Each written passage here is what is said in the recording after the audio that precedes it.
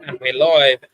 Good evening, good afternoon, good morning, depending on where you are in the world. Thank you for joining us for another live stream. Again, for those of you who don't know me, I am Daniel Evans, Chief Executive here at BEC.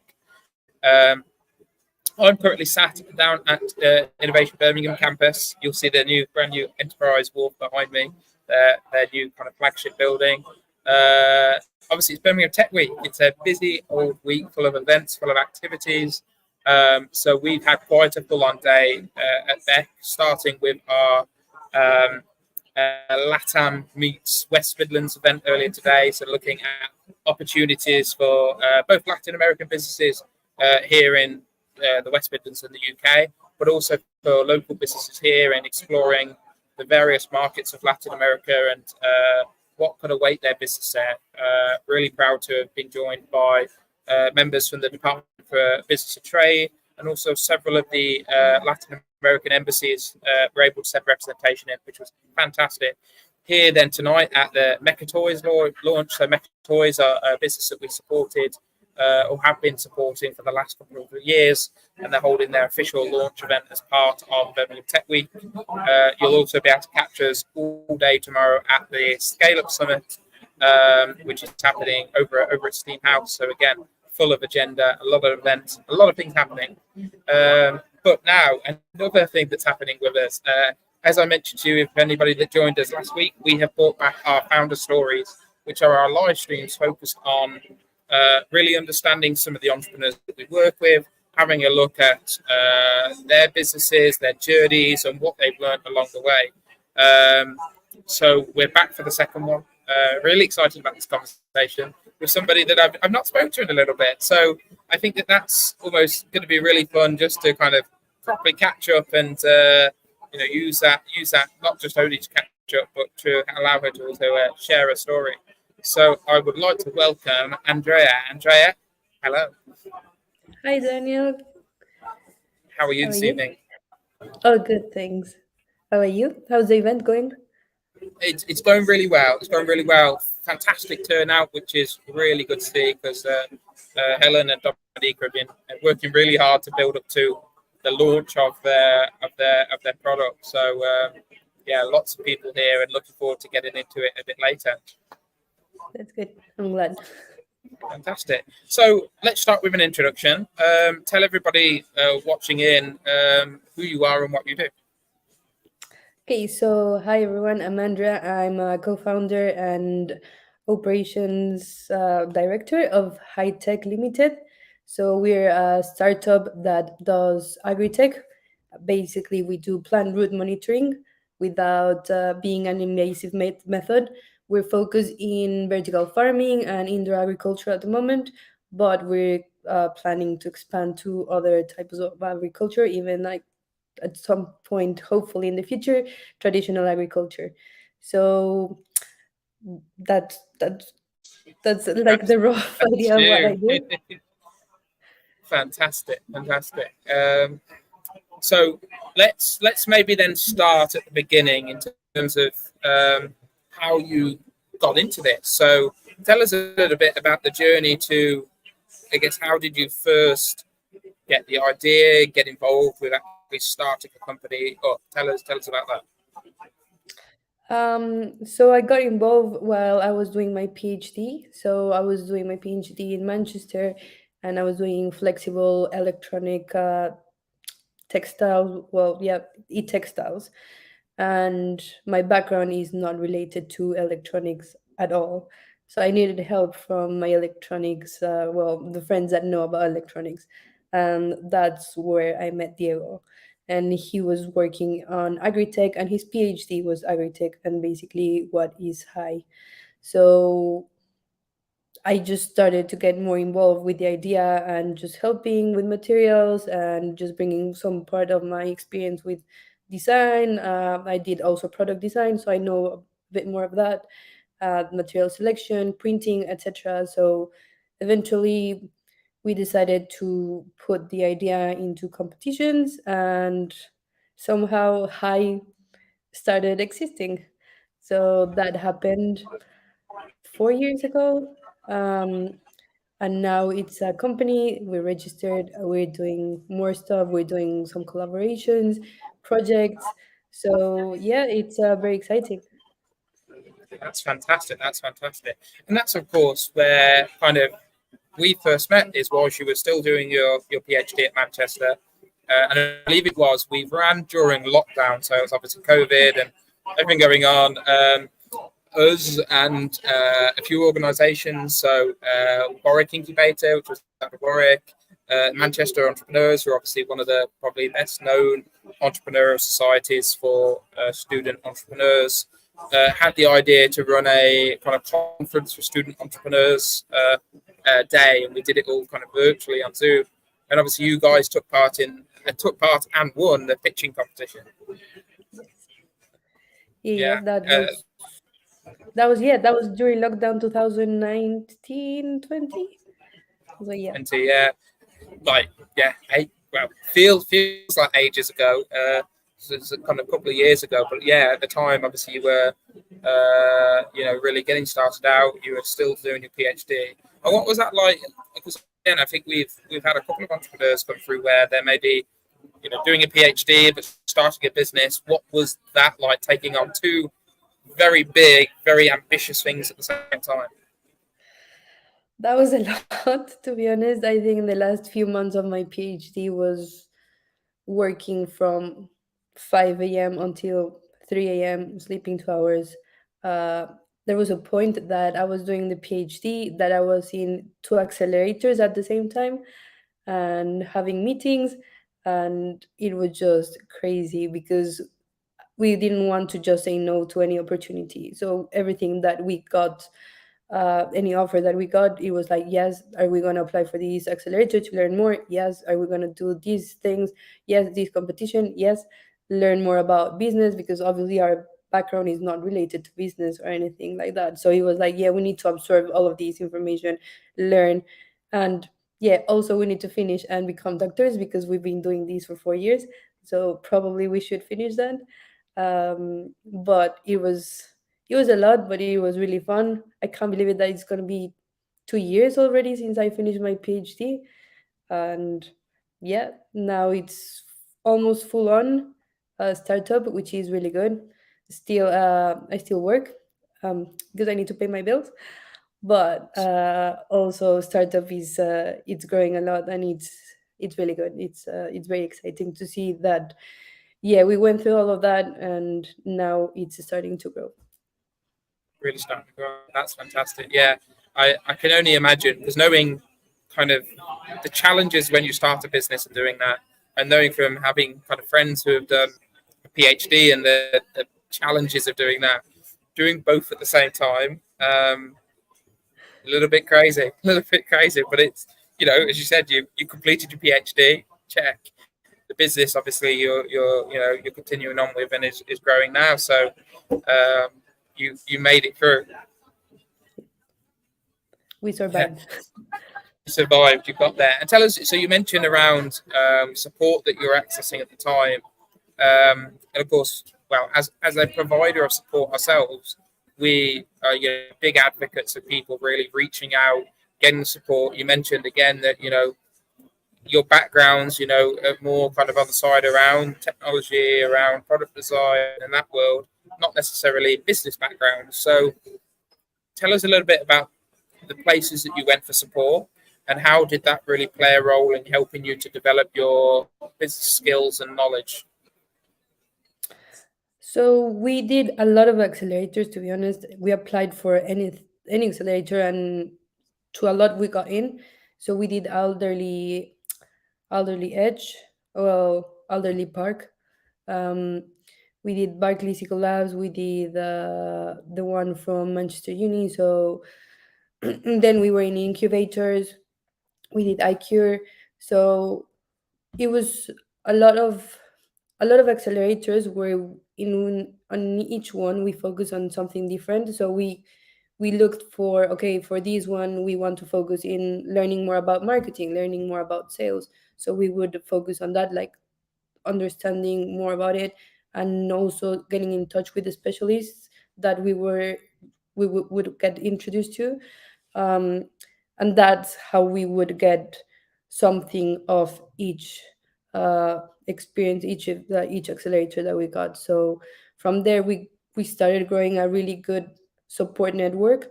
Then we got into, from Accelerate Me, we actually got into USpace, that's and we were part of the incubator, and now we're part of USpace. um, yeah, we're just one of the companies that lives there. And well, USpace is a co-working space here in Manchester. It's actually really cool, but we're part of it. And from there, we've been introduced to so many people, and so many people that believe in us, which is also really good, because sometimes it's hard when things are not going well, and you talk to someone else, then they're like, no, but focus on the positives, and then they remind us like, why are we doing all of these? So that's really good. From there, we got the support from the Growth Hub, from Manchester Growth Hub Business.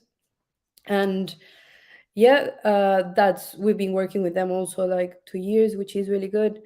um, and we get access to experts in finance, experts in IP, um, product development, anything. So we really try to take advantage of all of the connections that we have, all of the conversations that we have.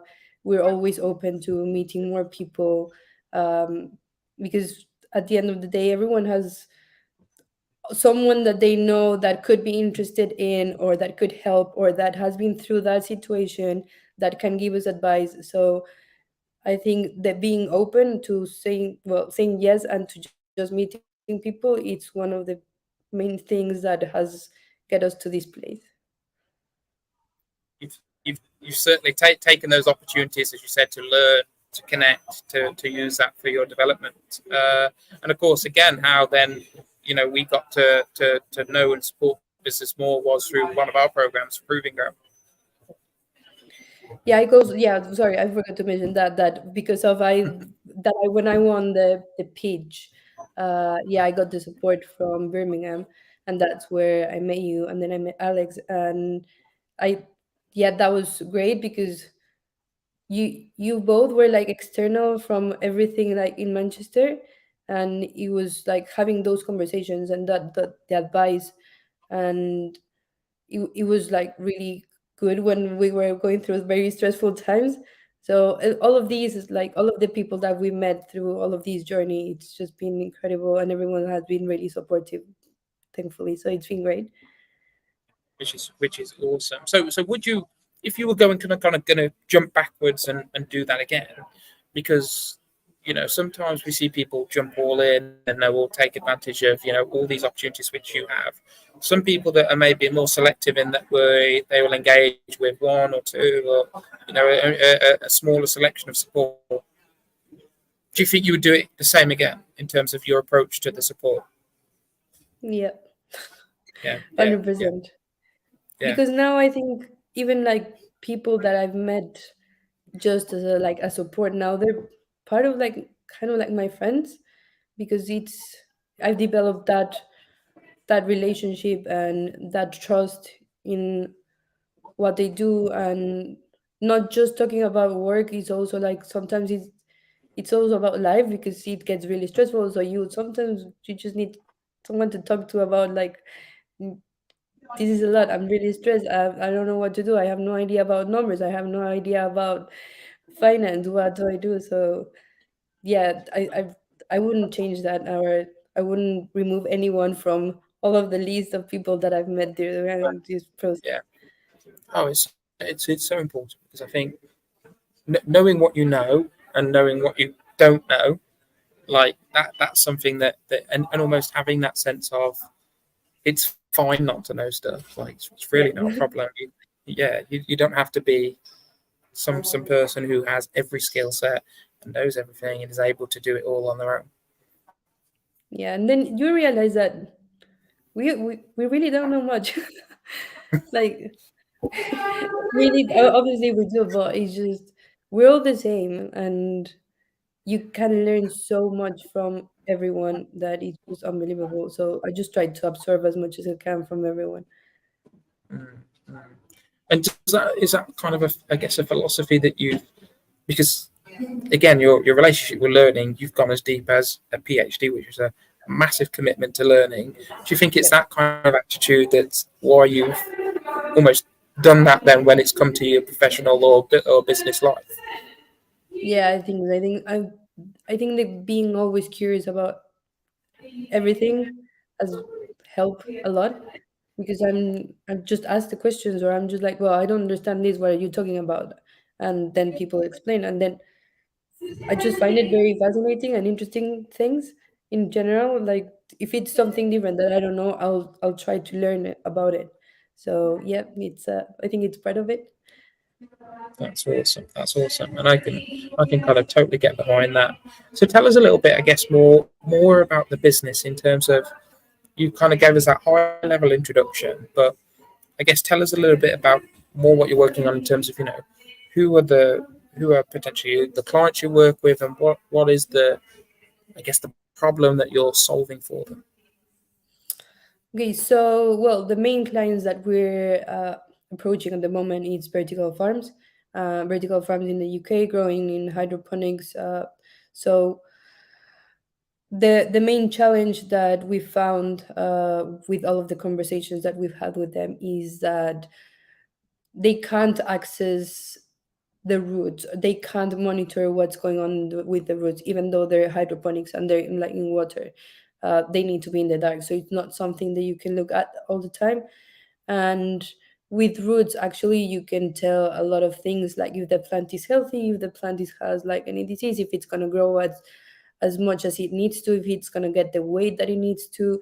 And that also reflects obviously in their sales, because if they don't get to the weight of the plant, then it's something that they maybe can't sell to a retailer, or it's something that will go to waste, or if they didn't catch any disease on time, then it can spread to another tray or things like that. So the monitoring at the moment is very manual, so it's people just literally going to trace and checking. But as you may know, vertical farms, well, there's that they're vertical, so manual monitoring of an entire farm would take a lot of hours and a lot of manual work. But yeah, we've managed to develop this technology that is a non-invasive technology where we can monitor 24/7 the plant root development. And from that information that we get, we can also correlate it um, to their operation systems, so where they control oxygen, water, and all that. And we can save operators money in maybe saying like, listen, well, you don't need to irrigate these many times because actually your plant is doing really well, or maybe you don't need that much light, because that's one of the main issues at the moment, obviously electricity. So we can lower their operational costs with with while knowing how healthy their plants are. So that's mainly what we do. And well, we just well we did a project with CHEP for 7 months. That was funded by Innovate UK. That was last we won it last year, and we did it. We work on it then almost all of these year. Well, 6 months of this year, and that was great because we managed to develop a lot our all of our prototypes, to test them in a real vertical farm, and just see it work and see that what we're capable of was like absolutely incredible.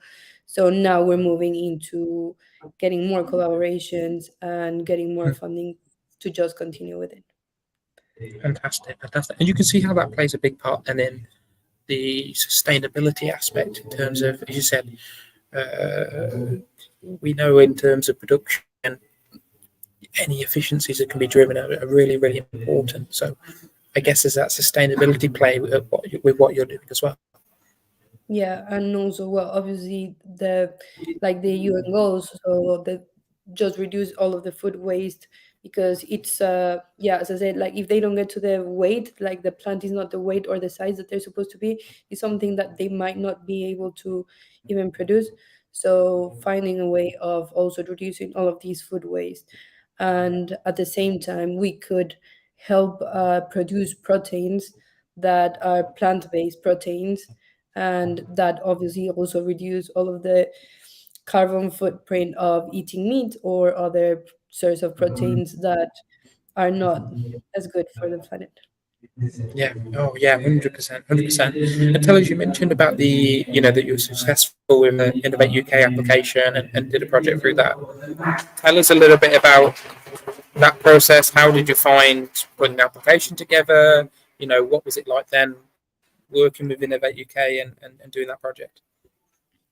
Um, the application was very scary because yeah, I mean I've never seen it, and when we had to do it, I think the the costing part was a more challenging part, to be honest, because it's something that obviously you never think of, or at least like I've never done any of that. So it was a big challenge, to be honest, and also the questions, the fact that they only give you like 400 words to explain a whole idea, it's very challenging. And you need to be super clear with everything, cover every point, make sure that you're answering the question in 400 words. So that's a lot. That's a big challenge. But yeah, I do remember that we submitted it, and I was just like, okay, yeah, let's see what happens. And then when we got the email, I just went crazy, of course, because yeah, we got it.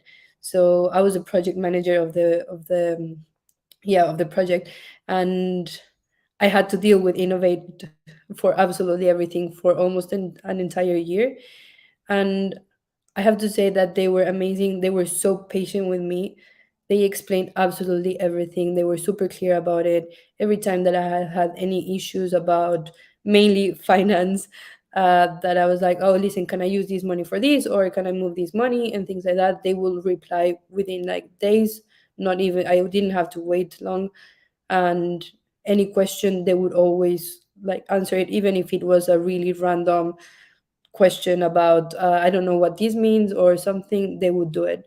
And so I think that was great. We had a monitor officer that was like also very useful. He replied to me super fast to any question that would be like, hi, I'm not sure if I can do this activity, or if this is okay, or if I can change these, because he was not part of my plan.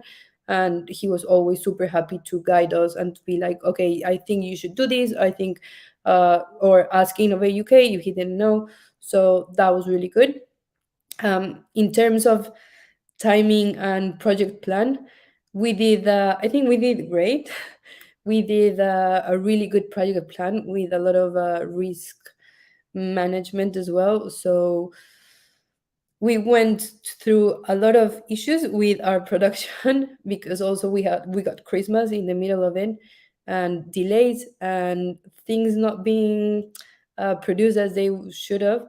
But with all of the mitigation plans, we managed to just be on time to the trials that we wanted produce, and it was great. I mean, there was weeks that we would sleep like 4 hours, but it was worth it at the end. To be honest, it was great.